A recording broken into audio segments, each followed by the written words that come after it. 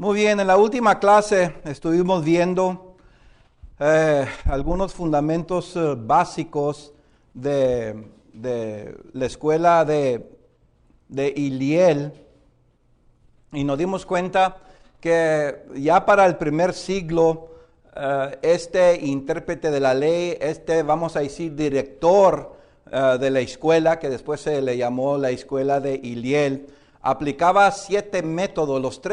Los principios más sobresalientes fue los que vimos en la última clase, que están relacionados con el método literal, el método exegético y el método deductivo. Y vimos, hermanos, cómo a lo menos para el primer siglo los estudiantes de la escuela de Hillel ya tenían un sentido, vamos a decir, sistemático en cuanto a la interpretación bíblica. Entonces no era que cualquier persona tomaba la palabra de Dios, los rollos, y solamente daban su opinión o daban sus criterios personales, sino que se había establecido algunos principios muy básicos, pero muy importantes en ese entonces. La escuela de Hillel era muy diferente a la escuela de Shammai. La escuela de Shammai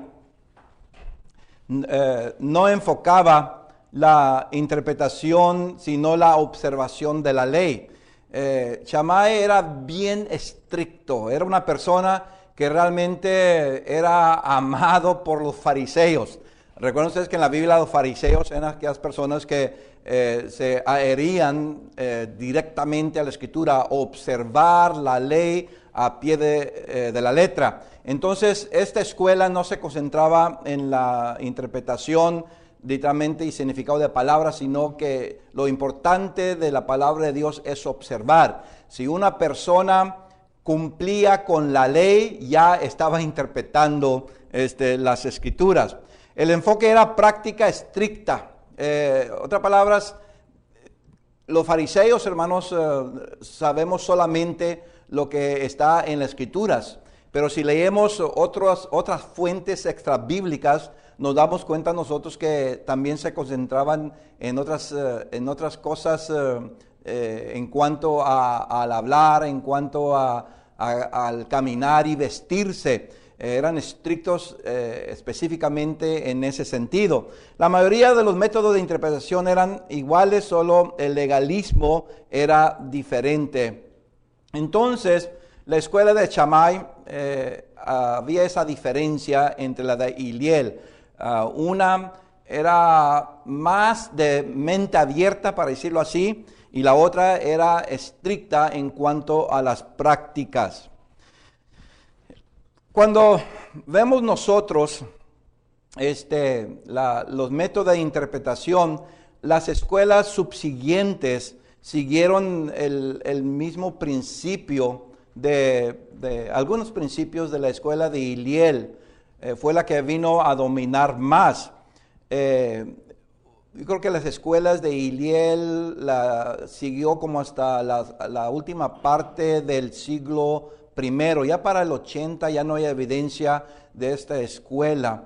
Shammai no duró mucho, pero las escuelas siguieron, hermanos, enseñando a judíos en cuanto a la interpretación bíblica. Y lo que sobresalió por varios años fue el exégesis literal, la base de todas las interpretaciones antes de Cristo y del primer siglo, fue lo que vino a dominar la interpretación bíblica del Antiguo Testamento. El exégesis midrásico. Estos son principios desarrollados por Hillel en cuanto a cómo se interpreta ciertos textos, ciertas prácticas en el Antiguo Testamento. Y luego había el exégesis Peser. El exégesis Peser era bien dominado en la comunidad de Qumran. Si ustedes se acuerdan, la comunidad de Qumran era allá cerca del Mar Muerto, donde estaban algunos escépticos que practicaban la comunidad, se aislaban, ¿verdad?, de todas las otras ciudades, de todas las otras gentes, y se dedicaban a la pureza, a la consagración. Y más que todo, el método de interpretación que vemos en esta comunidad de Qumran es escatológico. La palabra peser es lo que viene a significar.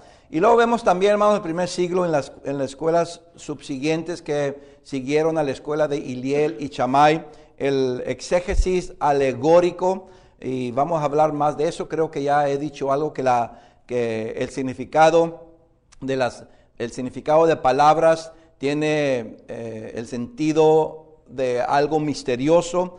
Hay cosas escondidas en las palabras y solamente ciertas personas podían dar una interpretación a esas palabras. Más adelante vamos a ver cómo se vino a desarrollar este pensamiento bien detallado. Pero en este momento lo que estoy haciendo es dándole a ustedes una perspectiva que en el primer siglo, siendo las escuelas de Shammai y de Hillel, tenían un método de interpretación de las Escrituras. Aunque los apóstoles, con excepción del apóstol Pablo, no creo que pasaron por estas escuelas de interpretación. Sin embargo, vamos a ver más adelante que ellos toman el mismo sistema de interpretar y un poquito más profundo de lo que vemos en las escuelas de Hillel y Shammai. Vamos a ver ahora la interpretación de la filosofía de Alejandría del siglo II y siglo III. La filosofía de Alejandría del siglo II y el siglo III. Yo creo que lo que dominaba en la filosofía de Alejandría era la alegoría, el método de interpretar, de que las palabras tienen un significado figurado, misterioso. Para los filósofos, el hombre no es dignado de interpretar los mensajes divinos de los dioses. Entonces, había ciertas personas que vinieron a decir, si no hay hombre que pueda interpretar las palabras de los dioses, ¿qué quiere decir esto? Quiere decir que lo que está allí en las Escrituras son mensajes ocultos entre lo literal. Entonces, la Escritura era literal, pero había mensajes ocultos dentro de allí.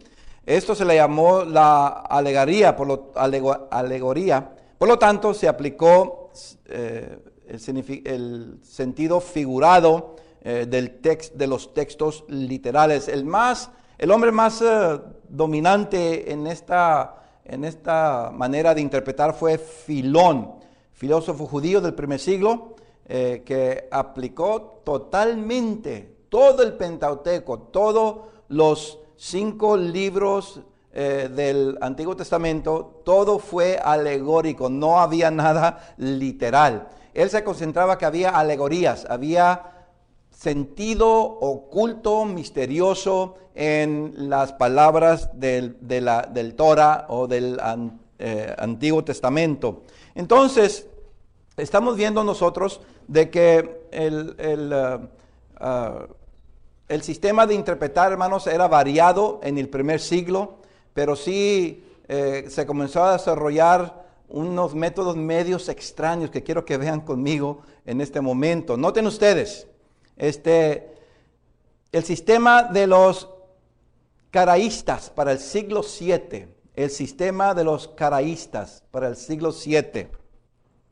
Los caraístas eran una secta que protestaban todas las interpretaciones de los rabinos.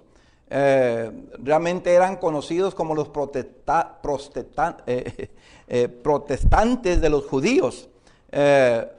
Su fundador fue Anán de David, un judío que vivió más o menos como en el año 800. Él rechazaba todas las tradiciones todas las interpretaciones tradicionales de los rabinos. Y la respuesta, hermanos, para el siglo VIII de los judíos, especialmente los rabinos, porque realmente la influencia de Anán, de David, fue bastante fuerte, que muchos judíos comenzaron a investigar, a buscar textos del hebreo para estar seguros que es lo que dice la palabra de Dios. Y es cuando resultan los textos masoréticos, más o menos con el siglo VIII. Los textos masoréticos, que a este momento parece que son como 12, son, hermanos, escrituras del hebreo que se creen son las más cerca a las originales, como se escribió en los tiempos de David, como se escribió en los tiempos de los profetas. Son lo que creen los judíos, las fuentes más fidedignas en cuanto al Antiguo Testamento. Realmente la versión del 60, la Reina Valera, se apega a los textos masoréticos y no al texto de la Septuaginta. Y eso es algo interesante, ¿verdad? Porque nosotros tenemos, cuando ustedes leen la Septuaginta, que es la Biblia que usó nuestro Señor Jesucristo y los apóstoles en el primer siglo, y leemos nosotros el texto que tenemos de la Reina Valera del Antiguo Testamento, y hay diferencias. Aparte que la Septuaginta, por supuesto, tiene los libros apócrifos, y la masorética no contiene los libros de los apócrifos. Los masoréticos son nomás lo que conocemos nosotros, los libros que tenemos en la Reina Valera. Enseguida hay otro grupo, hermanos, que quiero que vean conmigo. Estos son los cabalistas, la estrategia de los cabalistas. Quiero que comiencen ustedes a ver realmente cómo el sistema de interpretación, ¿verdad? Siguiendo los conceptos alegóricos, cosas ocultas en las escrituras. Pero la estrategia de los cabalistas era realmente enfatizar que toda letra dada a Moisés por Dios tenía un poder especial. El Aleph, la Bet, la Gimel, toda letra tenía un significado especial. Y la tarea, el objetivo de los cabalistas fue de llegar a una conclusión: ¿qué significan estas letras en combinación con ciertas palabras? Entonces hay 3 métodos que ellos emplearon para sus interpretaciones. Primero, noten ustedes, hay el método de gematría. Si ustedes quieren saber más profundamente este método de gematría, hay libros, pero tienen que ir a las bibliotecas judías. Y allí hay libros de gematría. Y les da estudios bastante interesantes de cómo las letras tienen un valor numérico, el cual tiene un significado especial. Realmente, bajo este pensamiento, el griego y el hebreo, cada letra tiene un número. Entonces, esto fue influido por los cabalistas. Pero noten ustedes aquí hay varias letras. Esta es mi interpretación, cómo se usa. No necesariamente es una interpretación de los judíos cabalistas. Esta es mi propia interpretación de otros judíos que llegaron a estas conclusiones. Hay la letra N, R, D, N, C, S, R. Cada una de estas letras tiene un valor que ustedes notan ahí abajo. Cuando se suma el valor de estas letras, suma 666. Y la letra N, R, D, N es Nerón. Es la transliteración del valor de las letras de Nerón. Y la letra CSR es César. Nerón César. Entonces hay muchos aún hoy en día que dicen el 666 de Apocalipsis es Nerón. Otra vez, ¿cómo llegaron a esa conclusión? Por la gematría, Entonces es interesante, hermanos, que aún recientemente uno de los estudiantes aquí me pidió una información sobre el código bíblico. Hace varios años, como unos 8 años pasados o más, unos judíos en Jerusalén comenzaron a dar una interpretación así figurada, ¿verdad?, por un sistema que se llama de gematría, usando computadoras. Entonces tomaron el Torah y cada 50 palabras, la computadora sacaba una palabra. Se pasaban 50 palabras y luego tomaba la computadora otra palabra. Y comenzaron a sacar, ¿verdad?, estos matemáticos judíos, varias profecías que dicen estaban ocultas en el Antiguo Testamento, como la muerte de Kennedy, ciertas destrucciones por todo el mundo, la muerte de otros presidentes de Egipto y quién sabe cuántas cosas. Imagínense ustedes. Y este código bíblico, por supuesto, fue bien famoso y todavía hay muchos que creían en él en cuanto al significado, ¿verdad?, de lo que está oculto allí en la Escritura. Cuando salió esto allá como hace 5 años, me dieron a mí la tarea de hacer una investigación sobre el código bíblico, el Torah y todo eso. Y lo que hice yo es que tomé un libro de México, de un escritor mexicano, de una novela. Y dije yo, voy a aplicar yo ese mismo sistema a este libro de una novela de México. Y miren, saqué yo también profecías allí. Bien interesante. Más adelante, hermanos, si ustedes gustan este estudio de su servidor en cuanto a la gematría y ese sistema, pues pueden mandarme un email y yo con muchas ganas, ¿verdad?, se lo puedo enviar. Pero otra vez, otros hicieron otras investigaciones usando el libro de Moby Dick y fue la misma cosa.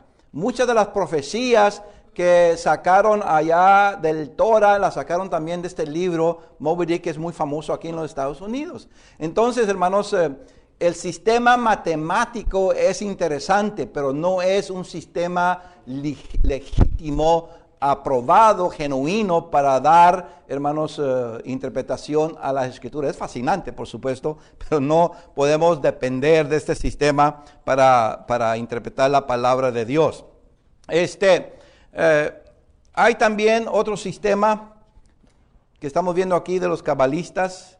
Noten ustedes el método notaricon.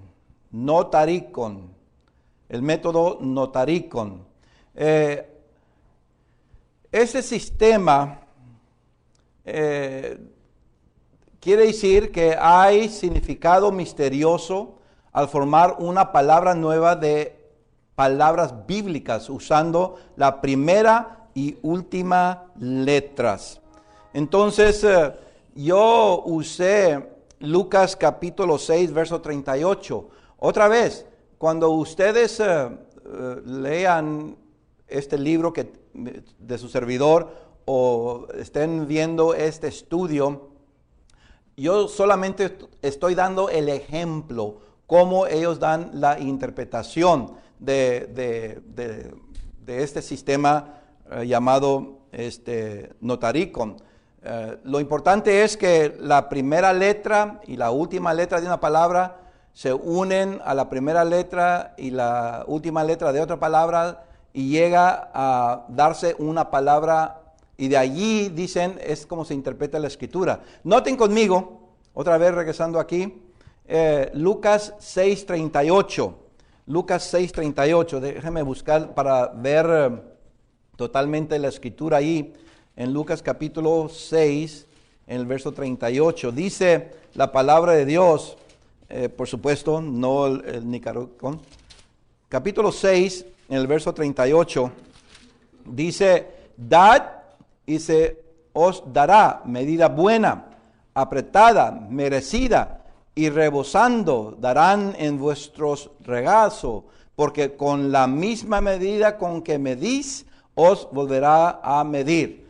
Bueno, yo creo que nosotros al estudiar un poco, ¿verdad? Solamente ese verso, yo creo que entendemos el significado que Jesucristo está dando aquí. Pero los que creen, hermanos, en este sistema, en este método notaricon, por ejemplo, toman la palabra dará medida. La palabra dará medida. Y el sistema dice que la primera letra y la última letra de dará, y luego medida, la primera letra y la última letra es MA. Entonces, ¿qué es? Dama. Y luego remecida, rebosada. Se toma la primera letra de remecida, la R y la A, y la R de rebosada y la A, y es que rara. Y se toma la palabra misma medida, otra vez MA, mamá. ¿Qué dicen estos intérpretes con ese sistema? Dama rara es mamá. Y se puede llegar a la conclusión bien subjetiva que la mamá de Jesucristo era una dama muy rara. O ustedes se pueden imaginar cualquier cosa. Pónganse, según ellos, pónganse en oración con Dios y les va a dar realmente el significado de ese verso. Entonces ese verso no viene a significar que Jesucristo está hablando, hermanos, de cómo debemos de tratarnos unos a los otros. No está tratando de hacer bien al otro, porque si no hago yo bien al otro, pues Dios no me va a hacer bien a mí. Esa es la interpretación bíblica. Pero los cabalistas dicen no. Aquí hay algo misterioso en este texto y está hablando que hay una dama que es bien rara y es mamá. y llegan a una conclusión. Puede ser María Magdalena, puede ser María la madre de Jesús, puede ser la madre de Rufas, a quien le guste, ¿verdad? Pero notan ustedes, hermanos, entonces que hay palabras ocultas y se le da una aplicación propia dependiendo de quién está haciendo la interpretación de ese texto. Noten ahora también, enseguida, también hay el método temoraj. El método temoraj. El método temoraj es el intercambio de una letra de la Biblia a la cual se le da un nuevo significado. Entonces es el intercambio de una letra en una palabra de la Biblia a la cual se le da un significado nuevo. Yo tengo aquí Marcos capítulo 16, verso 19, para que noten ustedes otra vez. Si ustedes estudian los cabalistas, ellos no van a sacar estos textos que yo estoy usando. Yo conozco el sistema de interpretar de ellos y yo usé mis propios versos para llegar a mis propias conclusiones de lo que está hablando ahí. Pero noten ustedes en Marcos capítulo 16, en el versículo 19, 19. Y el Señor, después que les habló, fue recibido arriba en el cielo y se sentó a la diestra de Dios. Bueno, yo creo que hasta los hijos nuestros de 8, 9, 10 años de edad saben qué significa eso, ¿verdad? Pero para los cabalistas, hermanos, dicen que ahí hay algo misterioso en ese significado. Entonces, según el sistema, toman las primeras dos letras, recibido, y le cambian a ¿qué? A percibido. Y luego se sentó a la diestra, toman la palabra sentó, quitan las dos letras allí, NT, y se le añade LL. Ahora es la palabra ¿qué? Seo, ¿verdad? Percibido, seo. ¿Qué quiere decir? Según la interpretación de ellos, viene a decir que ahora podemos percibir que hay un sello en el cielo, que un día de esto va a venir a nosotros para llevarnos a la eternidad. Esa es mi propia interpretación. ¿Qué les parece? Entonces ahí la Escritura no está hablando de qué. No está hablando que Cristo, ¿verdad? Subió al cielo, se le dio toda la autoridad, sino más que todo está hablando de que Jesucristo, hermanos, vino a estar allá. Y se puede percibir que un día de estos el Espíritu Santo va a regresar. ¿De dónde sacaron esa interpretación? ¿De dónde saqué yo esa interpretación?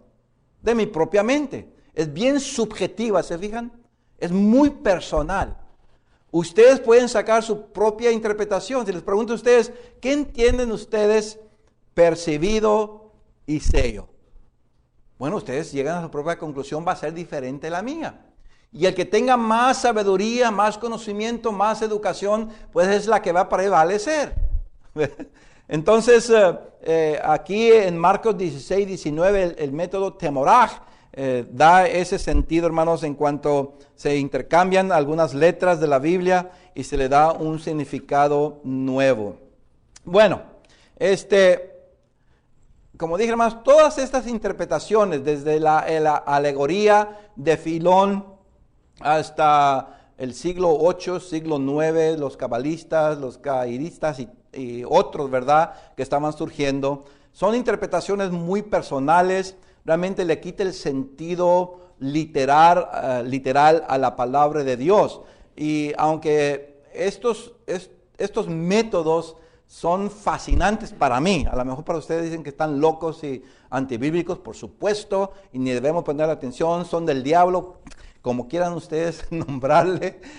Para mí son fascinantes, porque me da una idea cómo gente religiosa quiso y aún quiere, hoy en día, influidos por esos sistemas, interpretar la palabra de Dios hoy en día. No se excluye ninguna iglesia, por lo más conservativa que sean las iglesias, como podemos decir los testigos de Jehová o los mormones con otro sentido, sea metodistas, presbiterianos, de todas las iglesias que yo conozco. Me he encontrado con varias personas que dicen, esto es interesante. Cuando surgió el código bíblico, todas las iglesias de Cristo, bautistas, presbiterianos, católicos, que me encontraba yo, todos creían en ese sistema. Y comenzaban a pensar, ellos decían, estamos interpretando la Biblia más bien, porque ahora tenemos evidencia científica de que hay algo oculto en la palabra de Dios, en esas palabras. Hoy en día, hermanos, todavía hay algunos que tienen esos mismos pensamientos, pero vamos a ver que nosotros tenemos que apegarnos a cómo interpretó Jesucristo, cómo interpretaron los apóstoles, y más adelante vamos a estar viendo los métodos bien simples y sencillos de ellos. Y si podemos nosotros aprender de cómo interpretaron los del primer siglo, la iglesia del primer siglo, creo que nosotros también podemos llegar a mejores conclusiones en cuanto a la palabra de Dios. Vamos a ver ahora, todavía bajo la historia de los principios de interpretación, ahora vamos a ver la hermenéutica de los apóstoles y de los padres eclesiásticos. Hasta este momento hemos visto más que todo los fundamentos básicos de interpretación entre los judíos. Ahora vamos a ver los principios básicos de interpretación de los apóstoles y de los padres eclesiásticos. Voy a comenzar a usar, creo que son 3 términos y voy a dar una explicación, porque aquí dije padres eclesiásticos. Padres eclesiásticos son padres de la iglesia, esto incluye personas que vamos a decir desde Policarpo, Tertuliano, Justino Mártir, Jerónimo, Atanasio. Todo eso podemos decir son padres eclesiásticos. Es un término teológico. Y a algunos no les gusta decir padres, otros tienen escritores eclesiásticos. Y está bien. Yo uso los dos términos. He escrito libros que tienen padres eclesiásticos, otros libros tienen escritores eclesiásticos. Unos se molestan, ¿verdad?, por usar la palabra padre y les respeto por eso, ¿verdad? Pero si vamos a escribir libros, hermanos, a audiencia general religiosa, entonces tenemos que usar términos que ellos también entiendan y hacer una explicación por qué se les llama padres apostólicos. En mi libro yo digo, padres apostólicos se les nombró por esta razón. Yo uso la palabra escritores eclesiásticos. También hay lo que llaman padres apostólicos o escritores apostólicos. Y otra vez, yo no tengo problema con esas dos palabras. Lo que quiero que entiendan que cuando yo uso padres apostólicos son aquellos que con toda probabilidad, por la evidencia que tenemos, fueron discípulos de los apóstoles. Bernabé, Justino Mártir, Hermes, el pastor, todos esos fueron, y muchos más, fueron discípulos, vamos a decir, de los apóstoles, y se les llama padres apostólicos. A veces yo uso escritores apostólicos. Cuando estudian conmigo la historia y geografía del Nuevo Testamento, yo casi les doy todas las epístolas que se han traducido del griego al español de los padres apostólicos o los escritores apostólicos. Bueno, cuando uno estudia los apóstoles y los padres eclesiásticos, nos damos cuenta que ellos también tenían ciertos sistemas de interpretación. Entonces vamos a ver la interpretación de los apóstoles. Creo que es la más importante. Y cuando estamos viendo, hermanos, la interpretación de los apóstoles, quiero que comiencen a notar ustedes cómo va cambiando esta interpretación de los apóstoles a una interpretación en otras escuelas y por otros escritores o eclesiásticos.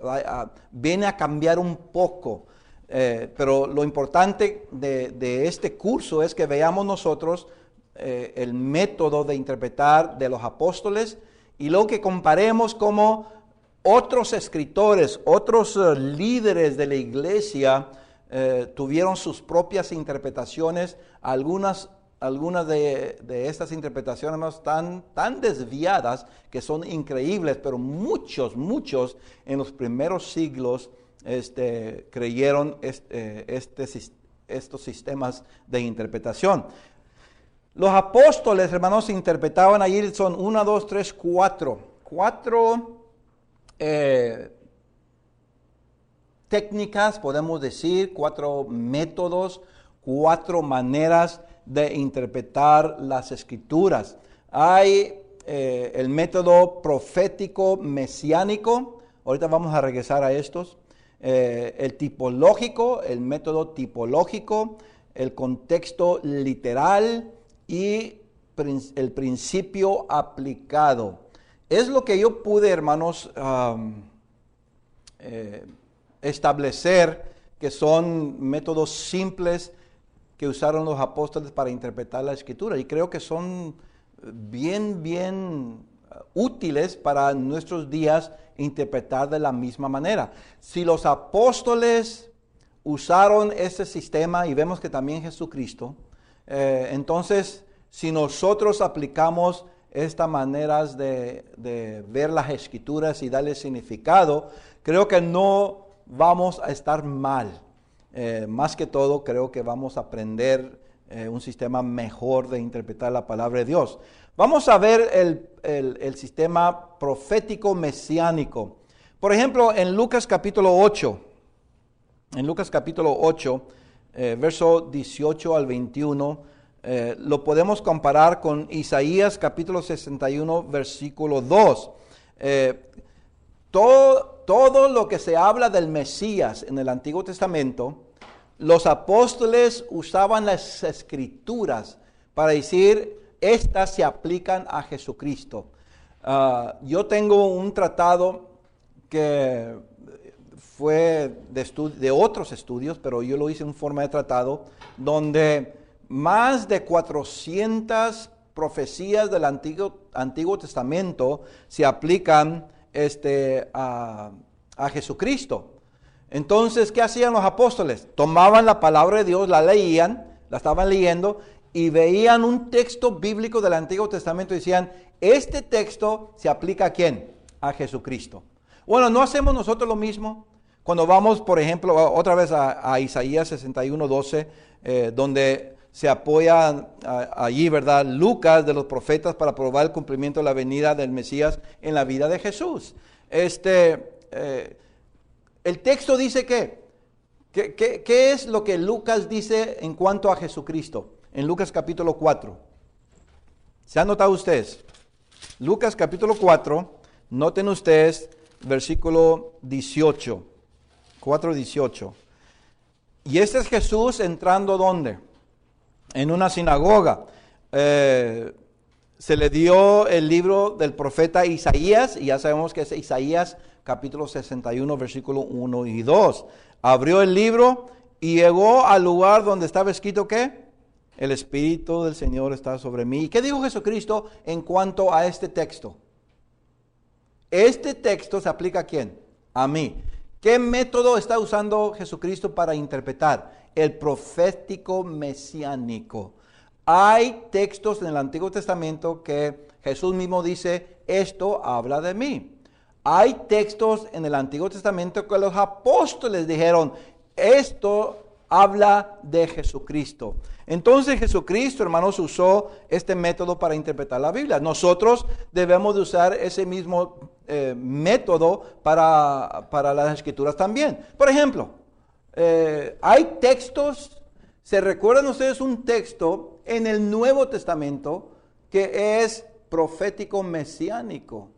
Acuérdense que profético mesiánico, más que todo del Antiguo Testamento, se cumplen ¿cuándo? En el primer siglo.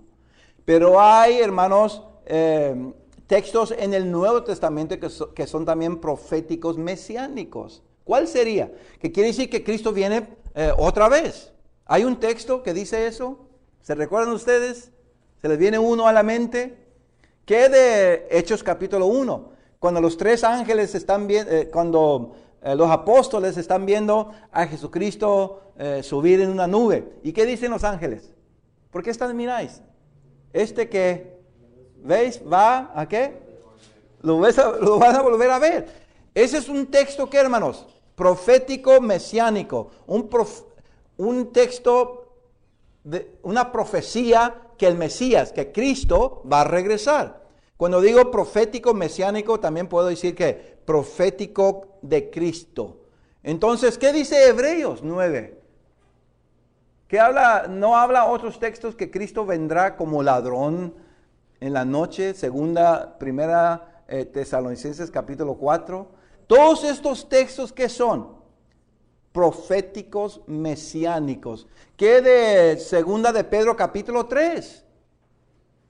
Los cielos nuevos y la tierra nueva, que Cristo viene otra vez y todo se va a deshacer. Ese también, hermanos, es profético mesiánico, porque cuando venga Cristo va a haber ¿qué? Un cambio total de todo lo que nosotros conocemos como físico, lo material. Y Cristo va a hacer eso. Filipenses capítulo 3, versos 20 y 21. ¿Qué va a pasar con nuestro cuerpo físico? Según Filipenses capítulo 3, versos 20 y 21. Si yo voy a interpretar Filipenses capítulo 3, versos 20 y 21, tengo que tener en mente que había ese sistema de interpretar, profético mesiánico. Una profecía que Cristo viene. Y ahí dice, ¿verdad?, que nuestra ciudadanía es ¿dónde? En los cielos, de donde esperamos ¿a quién? A nuestro Salvador Jesucristo, el cual cambiará nuestros cuerpos al cuerpo glorioso de Él. Cuando venga Cristo, una de las cosas que van a acontecer es que el cambio de este cuerpo igual al de Él como tiene en el cielo. Y si nosotros vamos a 1 Corintios capítulo 15, del verso 30 en adelante, esa fue una de las preguntas que hacían los de Corinto, ¿verdad? Que, bueno, ¿cómo van a venir? ¿Y con qué cuerpo van a venir? Y Pablo comienza a darles una interpretación que va a ser un cuerpo no material. Filipenses capítulo 3, vemos, hermanos, esa profecía que cuando venga Cristo, ¿verdad? Va a ser un cuerpo igual al de Él en este momento. Cristo no tiene cuerpo físico en el cielo. Hay algunos que dicen que sí. Pero Cristo no tiene cuerpo físico en el cielo. Va a ser un cuerpo glorioso, un cuerpo que no se puede contaminar, no se puede deshacer, no se puede destruir. Es un cuerpo que va a habitar para la eternidad. Un cuerpo, hermanos, muy distinto a este cuerpo físico. Hay también, hermanos, noten ustedes, vamos a regresar, el método tipológico de interpretar. Esta técnica fue hallar en representaciones del Antiguo Testamento eventos, objetos, ideas, tipos que anticiparon las actividades históricas de los tiempos de los apóstoles. ¿Qué quiere decir todo esto? En el Antiguo Testamento hay representaciones y más adelante vamos a estudiar del tipo y el antitipo. Entonces, dicen que Cristo es tipo de ¿qué? De Moisés. Tengo un tratado que les voy a enviar a ustedes después en cuanto a eso, cómo es que Cristo es tipo de Moisés. ¿El tipo es quién? Cristo es tipo de ¿quién? De Moisés. ¿Quién es el antitipo? Ok, Moisés. Tengan eso en mente cuando estudiemos más adelante. Pero, por ejemplo, yo tengo ahí Jeremías capítulo 31, verso 15. Realmente fue el cumplimiento literal en la historia del primer siglo, si vemos nosotros en Mateo capítulo 2, versos 17. Y hay otros casos, hermanos, que podemos nosotros anotar en cuanto a este sistema. Pero ¿qué dice Jeremías? En el capítulo 31, versículo 15. 31, 15. Así ha dicho Jehová, voz fue oída en Ramá, llanto y lloro amargo, Raquel que lamenta por sus hijos, y no quiso ser consolada acerca de sus hijos porque perecieron. Bueno, los judíos tenían su propia interpretación, pero ¿qué dijo? ¿Qué dijo en este caso Mateo? ¿Qué dijo Mateo? ¿A qué se aplicaba? Mateo mismo, ¿qué interpretó de Jeremías 31:15? La matanza de Herodes, de los niños de 2 años y menor. ¿Se acuerdan ustedes? ¿Ven? Entonces, esa escritura era un tipo de ¿qué? Un evento en el Antiguo Testamento. ¿Qué es el evento? Está hablando ahí en el verso 15 que fue oída de Ramá, llanto y lloro amargo, Raquel que lamenta por sus hijos. Bueno, los judíos tomaban eso como literal. Pero era un evento que Dios está apuntando ¿a qué? A lo que va a acontecer en la matanza, ¿verdad? Por Herodes en cuanto a los niños. Ven ustedes, hermanos, tipología. Todo Hebreos 9, todo lo que vemos nosotros en el templo, la orquesta, los cantores, el altar de afuera, el mismo templo, el lugar santo, el lugar santísimo, el pan de propiciación, el altar del incienso.